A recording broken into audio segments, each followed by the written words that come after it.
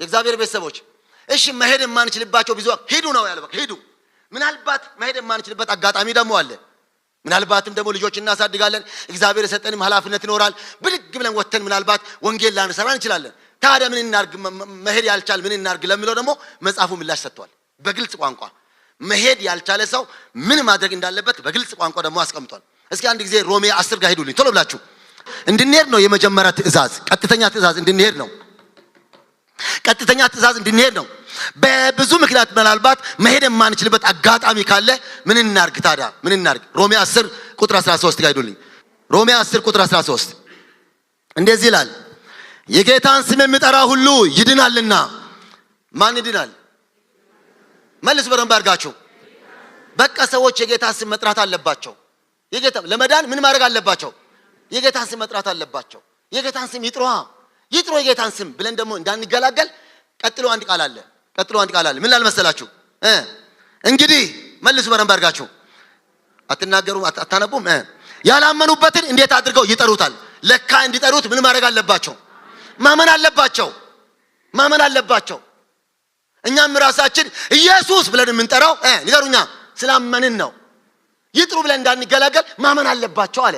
ይመኗ ብለን ደግሞ እንዳንገላገል አንድ ሌላ ተጨማሪ ይመኗ ታዲያ ብለን እንዳንገላገል ሌላ ተጨማሪ ነገር ይናገራል። ምን ይላል? ባልሰሙትስ እንዴት ያምናሉ?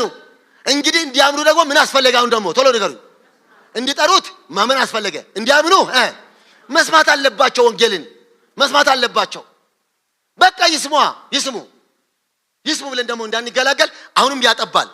ተናገሩ። ምን ይላል? ተናገሩ በደንብ አድርጋችሁ። ያለ ሰባኪስ እንዴት ሰማሉ? ምን አስፈለገ ደግሞ? አሁን ቶሎ ንገሩኝ። ሰባኪ አስፈለገ። በቃ ሰባኪ ሁኑልኝ አለ ጌታ። እያጠበበ መጣ። ይስሙ። እንዲሰሙ ደግሞ ሰባኪ ያስፈልጓል። ንገሯቸው። መስማት አለባቸው። እምነት ከመስማት ነው። መስማትም በእግዚአብሔር ቃል ነው።